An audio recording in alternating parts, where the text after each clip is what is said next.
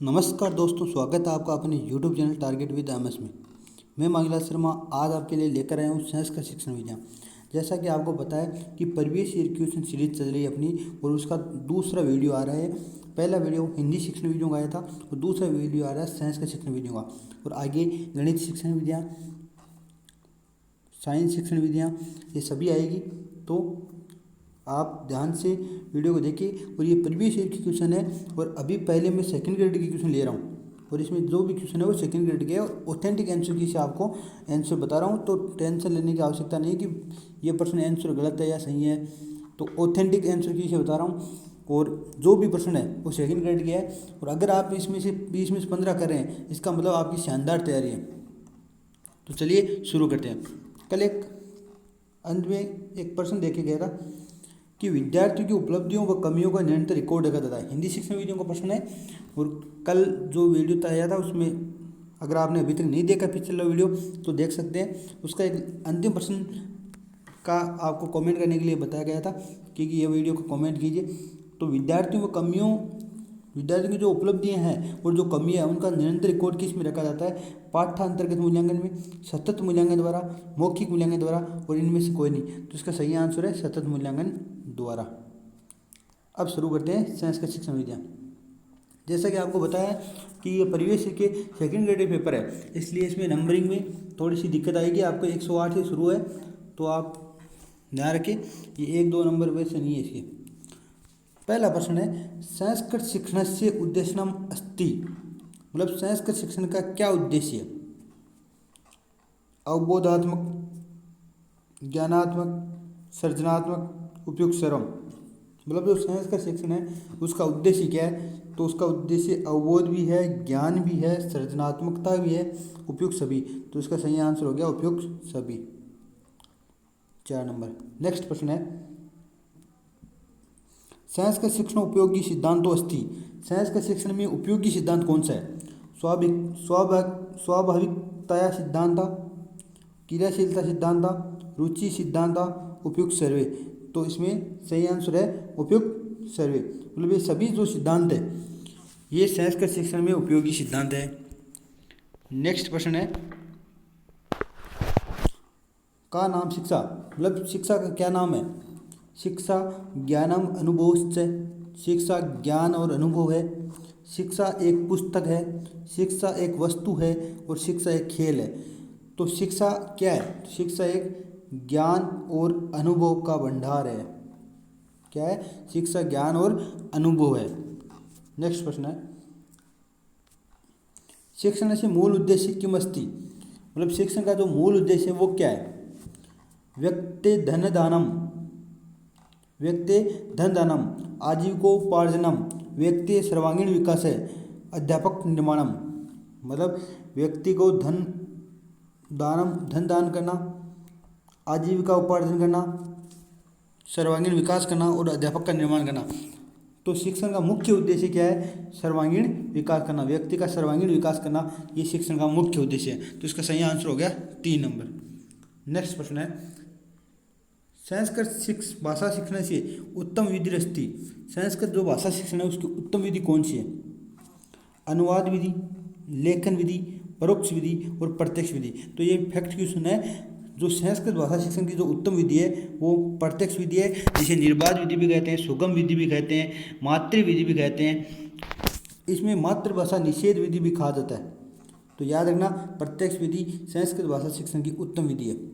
Next प्रश्न है काव्य शिक्षण से प्रमुख उद्देश्य भवति, मतलब जो काव्य शिक्षण होता है उसका प्रमुख उद्देश्य क्या है? काव्य रचना कौशल का विकास करता है, बिल्कुल सही है। काव्य रचना कौशल का विकास करता है। व्यवहार चातुर्य विकास है, व्यवहार में चतुरता का विकास करता है, यह भी सही बात है। शब्द भंडार में अभिवृद्धि भी कहता है। चतुर्वर्ग फल प्राप्ति उपयुक्त सर्वम च, मतलब चारों वर्गों में जो फल प्राप्ति होती है, मतलब जो चारों वर्ग है इनमें फल प्राप्ति होती है, उपयुक्त सर्वम च, ये सभी होते हैं। अब इस चतुर्वर्ग फल प्राप्ति का मतलब क्या है? जो 4 वर्ग है धन, अर्थ, काम, मोक्ष, वो और जो ये दिए हुए हैं सभी, मतलब ये सभी काव्य शिक्षण के उद्देश्य हैं। नेक्स्ट प्रश्न है मानव से प्रथम शिक्षा प्रतिष्ठानम, मानव का पहला शिक्षा प्रतिष्ठान कौन सा है?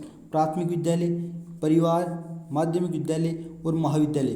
तो मानव का प्रथम जो शिक्षा प्रतिष्ठान या स्कूल बोल सकते हैं, मानव का प्रथम स्कूल उसका परिवार होता है, प्रथम विद्यालय उसका परिवार होता है। तो इसका सही आंसर हो गया परिवार। नेक्स्ट प्रश्न है, गद्य पाठेषु काठिन्य निवारणाय अधोलिखित विद्ये सन्ति। मतलब गद्य पाठ में काठिन्य निवारण करने के लिए कौन सी विधि है? दंत कथा प्रविधि, व्याख्या प्रविधि, अनुवाद प्रविधि और एते सर्वे प्रविधि। तो जो गद्य पाठ है में जो जितनी भी गद्य पाठ में जो विधियाँ हैं वो काठिन्य निवारण की विधियाँ कहलाती है। और इसमें दंत कथा विधि भी आती है, व्याख्या विधि भी आती है, अनुवाद विधि भी आती है। तो एते सर्वे मतलब ये सभी प्रविधियाँ हैं, ये गद्य पाठ में काठिन्य निवारण की विधियाँ हैं। नेक्स्ट प्रश्न है, व्याकरण शिक्षण की सर्वोत्तम कै विधि। मतलब व्याकरण शिक्षण की कौन सी विधि सर्वोत्तम है?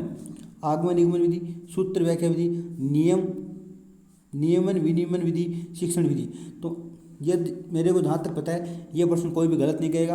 व्याकरण शिक्षण की जो सर्वोत्तम विधि है वो है आगमन निगमन विधि, पहला।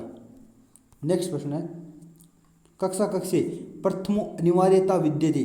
मतलब कक्षा कक्षा में प्रथम अनिवार्यता क्या है? मतलब ये 4 दिए हैं, पाठ्य पुस्तक, श्यामपट्ट, मानचित्र और दूरदर्शन। इनमें से कौन सा ऐसा है जो कक्षा कक्षा में प्रथम अनिवार्यता है? मतलब पहली अनिवार्यता है कि यह तो होना ही चाहिए, तो ये है श्यामपट्ट। ये भी सबको आ रहा है, श्यामपट्ट है, ये प्रथम अनिवार्य होता है कक्षा कक्षा में। नेक्स्ट प्रश्न है, केन कौशल माध्यमेन, किस कौशल के माध्यम से अध्यापक है विषय वस्तु स्पष्टीकरण प्रयासम करोति। मतलब विषय वस्तु के स्पष्टीकरण का प्रयास करता है।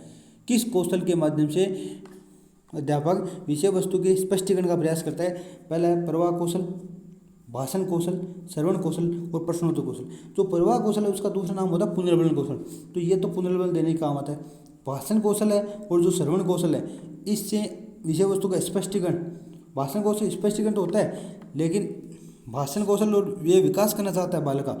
तो जो प्रश्नोत्तर कौशल है इसके माध्यम से, प्रश्नोत्तर के माध्यम से एक अध्यापक विषय वस्तु का स्पष्टीकरण करता है। मतलब अगर कोई विषय वस्तु का स्पष्टीकरण करना हो तो अध्यापक बालकों से उसके टॉपिक से संबंधित प्रश्न पूछेगा और जिससे उसका विषय वस्तु का स्पष्टीकरण होगा। तो इसका सही आंसर हो गया प्रश्नोत्तर कौशल।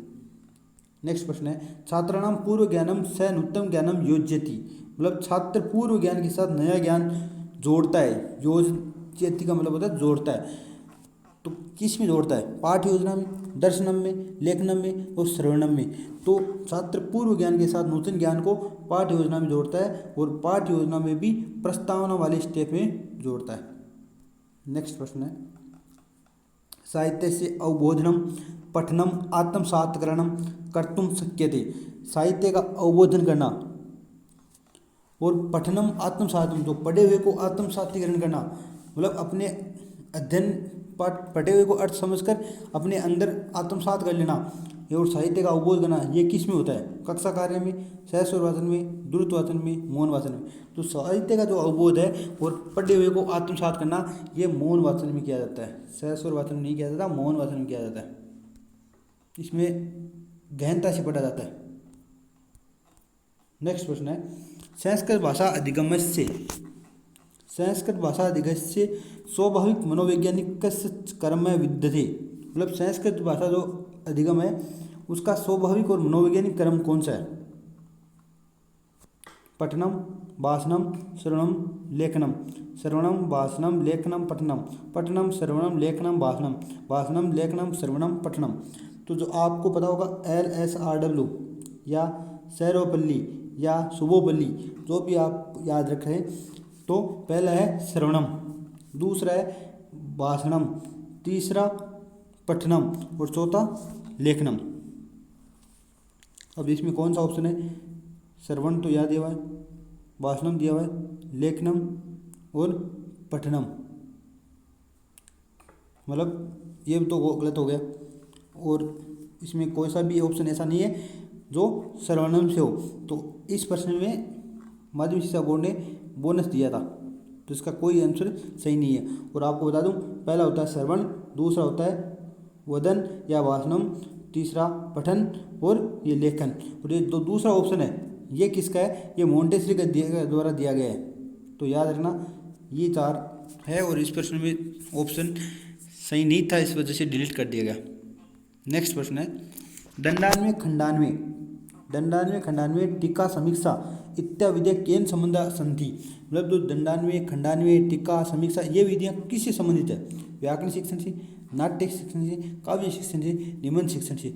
तो ये सभी विधियाँ जो है दंडान्वय और खंडान्वय काव्य शिक्षण से संबंधित है। जैसा कि आपको पता है दंडान्वय में दंड वाक्य का सूचक होता है और दंडान्वय में व्याकरण संबंधी प्रश्न पूछे जाते हैं, जबकि खंडान्वय में विषय वस्तु आधारित प्रश्न पूछे जाते हैं। और टीका और जो समीक्षा विधि है ये उच्च स्तर के लिए उपयोगी विधि है। और उच्च स्तर की बात करें तो ये सर्वाधिक उपयोगी समीक्षा विधि मानी जाती है। नेक्स्ट प्रश्न की बात करें नाटक शिक्षण की कतमो विधि सर्वोत्तम कथित है। मतलब नाटक शिक्षण की जो कौन सी विधि ऐसी है जो सबसे उत्तम कही जाती है, सर्वोत्तम कही जाती है, सर्व उत्कृष्ट कही जाती है? आदर्श नाट्य विधि, जिसमें अध्यापक ही वाचन करता है, अंग संचालन करता है। व्याख्या विधि, दूसरा है व्याख्या विधि, रंगमंच अभिनय विधि और समवाय विधि। तो इसका बालकों को कन्फ्यूजन रहता है कि क्या उत्तर होगा इसका, तो इसका सही उत्तर होगा समवाय विधि। और सेकंड ग्रेड में माना गया है, आरबीसी ने माना है समवाय विधि। और अगर प्रश्न ऐसे आ जाए उद्देश्यों की दृष्टि से पूछा जाए तो आपको रंगमंच अभिनय करना है और याद रखना समवाय विधि है वो नाटक शिक्षण की सर्वोत्तम विधि मानी जाती है।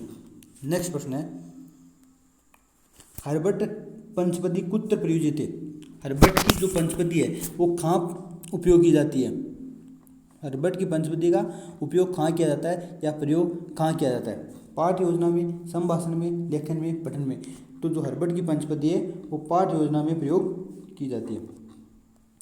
नेक्स्ट प्रश्न है संस्कृत भाषायां कंठस्थीकरणम कस्मिन् शिक्षणे आवश्यकम। संस्कृत भाषा में कंठस्थीकरण के लिए किस शिक्षण की आवश्यकता होती है? व्याकरण शिक्षण की, गद्य शिक्षण की, कथा शिक्षण की, नृत्य शिक्षण की।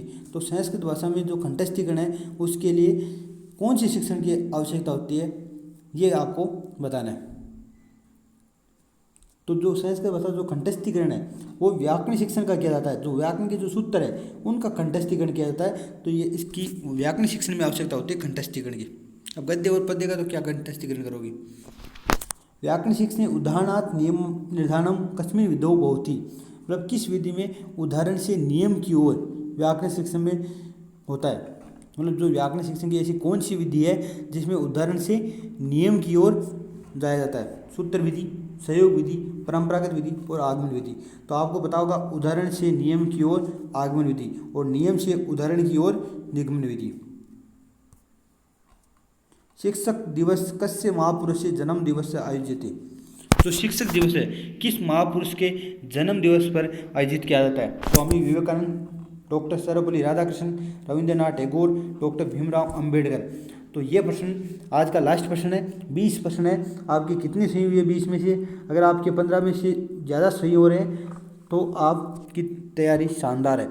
15 से ज़्यादा सही हो रहे हैं, जैसे 16-17 एक ईजी पेपर था और ये सेकेंड ग्रेड एग्ज़ाम 2018 में पूछा गया था कंपलसरी एग्ज़ाम में, तो ज़्यादा हार्ड नहीं था एग्ज़ाम वैसे। और साइंस का पेपर वैसे भी हार्ड नहीं आता ज़्यादा।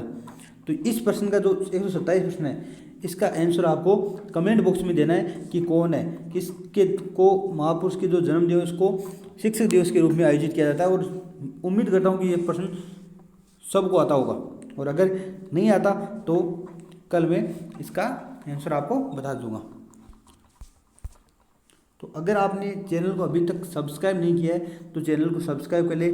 यहाँ हेल्थ संबंधी जितनी भी न्यूज़ है, इसके अलावा व्लॉग्स और साइकोलॉजी के महत्वपूर्ण टॉपिक जैसे पास मॉडल हो गया, एनसीईआरटी के जितने भी टॉपिक है इसके बारे में चर्चा की जाती है। और शिक्षण वीडियो की हमारी श्रृंखला चल रही है, 2 वीडियो अपलोड कर चुका हूँ। और संस्कृत शिक्षण विधियाँ, उसके बाद हिंदी शिक्षण विधियाँ, गणित शिक्षण विधियाँ, साइंस शिक्षण विधियाँ, सब के बारे में हम चर्चा करेंगे।